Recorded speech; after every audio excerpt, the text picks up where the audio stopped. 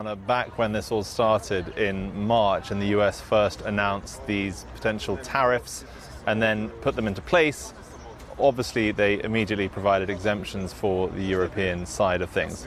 At the time, the Europeans said, we will not negotiate anything to do with US trade if there is a gun pointed at our head. That gun remains in place, at least till the end of this month, and yet we are now hearing, as you mentioned there, a bit of a change of rhetoric from the German Chancellor Angela Merkel. Here's what she said just now. We have a common position. We want a permanent exemption, and then we are ready to discuss how we can reciprocally reduce the barriers to trade.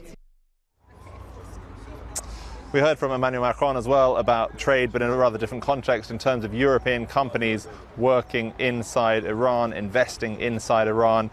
He said that companies must be able to make a free choice about whether they do continue to trade with Iran. And this is one of the challenges for European leaders that Donald Tusk outlined for this meeting today, Juman, was the idea that they wanted to be able to get carve-outs from the sanctions that the US has planned to put in place against businesses operating in Iran. Whether they'll be able to do that at the same time as they try and figure out what's going on with steel and aluminium tariffs is a lot to do and a lot of questions remaining for the White House, of course. We also had Theresa May here arriving with Frau Merkel and with Monsieur Macron, the three of them clearly trying to show a very unified position on that Iran deal amongst other issues. They are hoping that the European powers will together back their call to stay inside of that deal, something that Donald Tusk in a dinner last night was very, very clear that he wanted the European leaders to do. We heard from Mrs. May, of course, about customs union as well. That's one of the big political questions inside the UK as we get closer and closer to the next EU leaders summit towards the end of June, whether the UK side is going to be able to present a united front on remaining inside the customs union or leaving it. Some of this discussion still very, very central to thinking in Westminster. Here's what Theresa May had to say about this.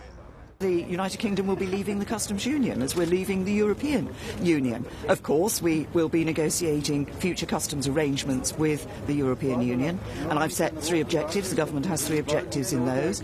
We need to be able to have our own independent trade policy. We want as frictionless a border between the UK and the EU so that trade can continue, and we want to ensure that there's no hard border between Northern Ireland and Ireland.